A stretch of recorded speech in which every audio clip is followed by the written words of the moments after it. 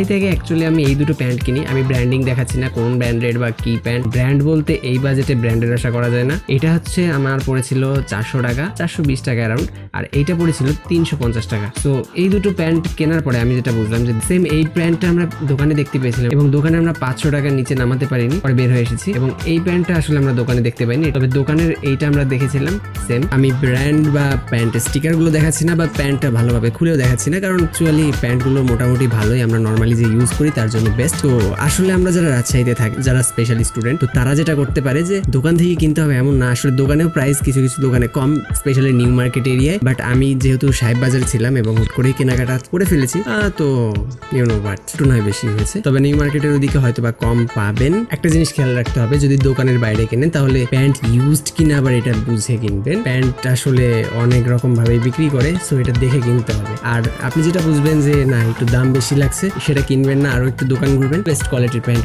কম দামে পেয়ে যাবেন। তো দেখা হচ্ছে নেক্সট ভিডিওতে অন্যরকম কিছু ভিডিও নিয়ে। আজকের মতো টাটা।